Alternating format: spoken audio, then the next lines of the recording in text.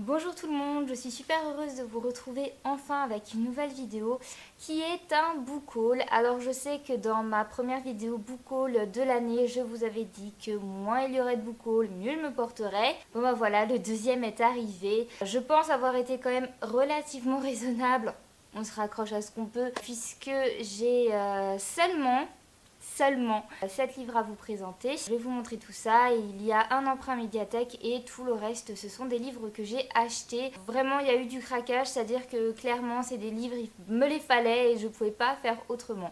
Donc, raison futile mais c'est comme ça. Je commence tout de suite avec la présentation des livres. Je vous ai présenté il n'y a pas si longtemps que ça ma lecture du roman Le lit d'Aliénor, l'intégrale écrite par Mireille Calmel.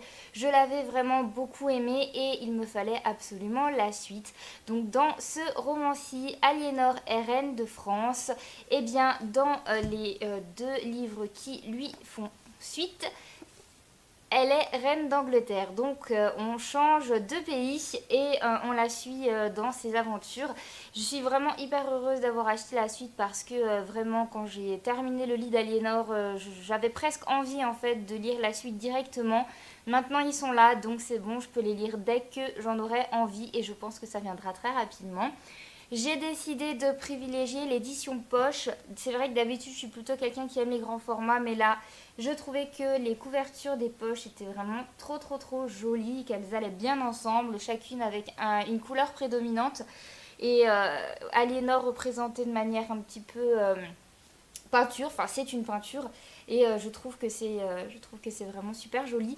Donc voilà, pour une fois j'ai préféré avoir un poche. Ils sont un petit peu moins monstrueux que l'intégrale 1, ces deux tomes-ci, mais je pense que je vais quand même mettre aussi pas mal de temps à les lire. J'ai vraiment hâte de me replonger dans l'aventure parce que Mireille Calmel a une plume enchanteresse et c'est vraiment très agréable. On est happé dans l'histoire et même s'il ne se passe pas forcément 1 million de choses, bah on est quand même à fond dedans, c'est très addictif. C'est de la romance historique. Et ça passe super bien, bizarrement, puisque vous le savez, je suis pas très romance, mais pour cette saga-là, je suis complètement à fond. J'ai failli oublier de vous le préciser, le premier s'appelle Le Règne des Lions et le deuxième s'appelle L'Alliance brisée.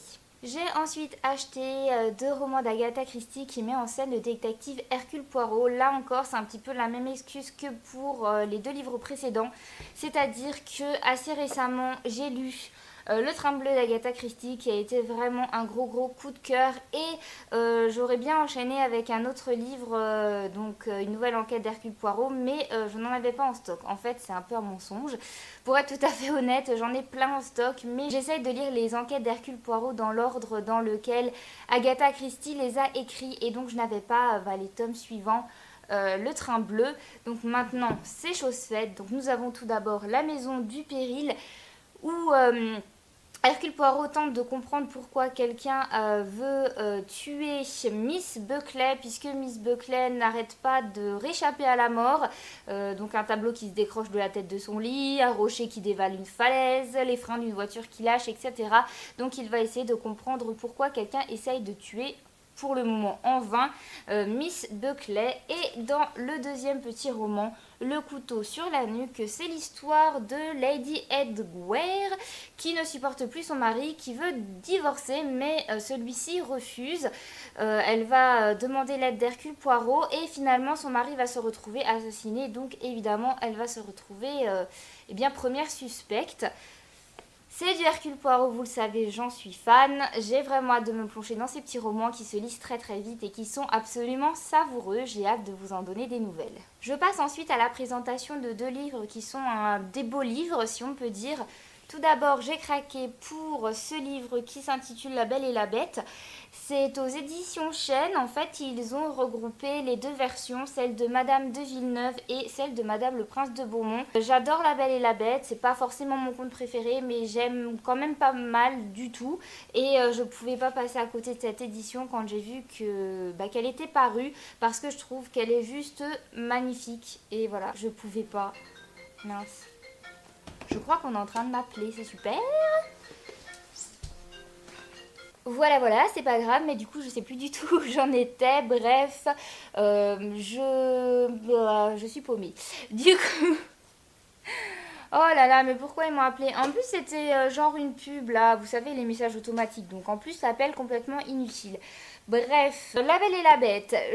J'ai déjà lu une des deux versions et pour être honnête, je ne sais plus du tout laquelle, mais c'est pas grave. Je me rappelle que j'avais bien aimé. En fait, ce qui m'intéresse vraiment avec ce livre, voilà, je vais y arriver, c'est que on peut comparer les deux versions. Et je trouve que c'est ce qui est vraiment intéressant dans les contes, puisqu'il y a mille et une interprétations pour chaque conte et c'est vraiment super fun en fait de voir et de trouver un petit peu les différences. Le petit plus de ce livre, bah, comme je vous le disais, c'est un beau livre et donc il y a pas mal d'illustrations. Je vais vous en montrer quelques-unes. Moi je trouve que c'est presque un objet d'art et je suis super heureuse de l'avoir.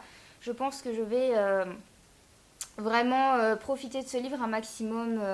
Voilà, c'est pas quelque chose que je vais lire vite, je vais vraiment lire chaque mot, chaque phrase et profiter de toutes les illustrations que je trouve vraiment magnifiques. Si vous êtes fan de contes, je vous conseille de craquer pour ce livre. Je crois qu'il est difficilement trouvable parce qu'il est plus forcément édité, mais moi je l'ai trouvé d'occasion pour pas trop cher et puis comme vous voyez, il est en parfait état. J'ai ensuite craqué pour un album. En fait, lorsque je fais une commande de livres, donc là en l'occurrence c'était pour acheter les Hercule Poirot et Aliénor, donc les 4 premiers romans que je vous ai présentés.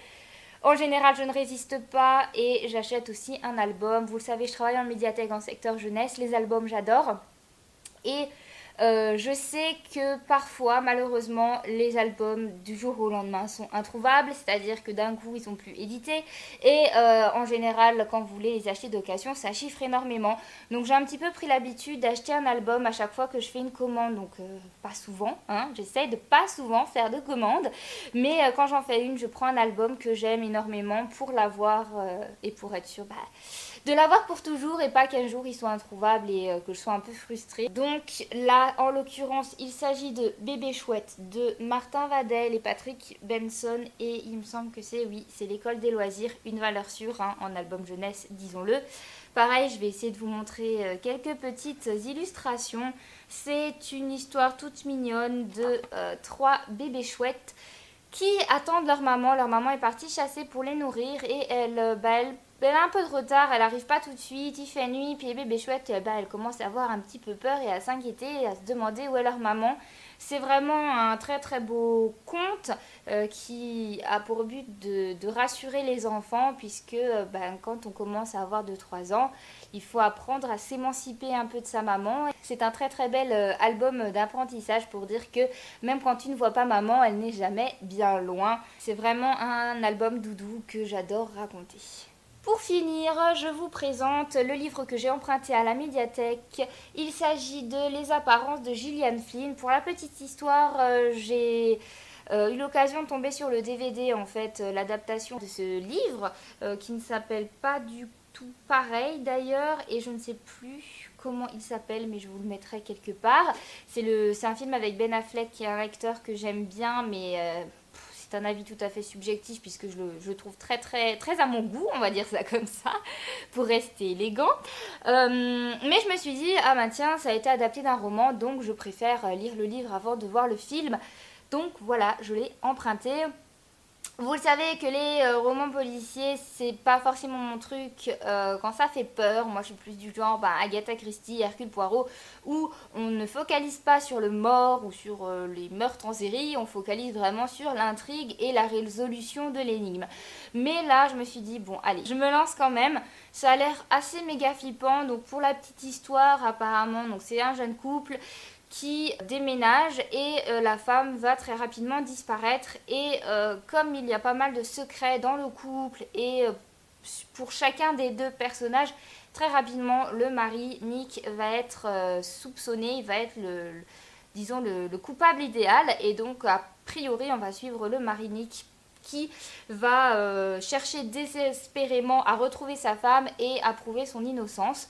Donc je pense que c'est assez addictif, en tout cas je le souhaite vu la grosse brique que c'est. Je suis vraiment contente de l'avoir emprunté et j'ai hâte de le lire. J'espère j'espère qu'il n'est pas trop gore ou pas trop flippant. J'espère que je vais réussir à dormir la nuit.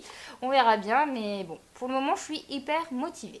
Voilà, c'est tout pour ce book haul. J'espère qu'il vous a plu, qu'il a pu vous inspirer, vous donner des idées de lecture. S'il y a des livres que j'ai présentés et que vous avez déjà lus, n'hésitez pas à me dire si vous les avez aimés ou pas. Comme je vous le disais en début de vidéo, je suis super heureuse de vous retrouver puisque j'avais pas tourné la semaine dernière et mine de rien, ça m'avait manqué. Je vous fais plein de gros bisous et je vous dis à bientôt pour une nouvelle vidéo. Bye bye!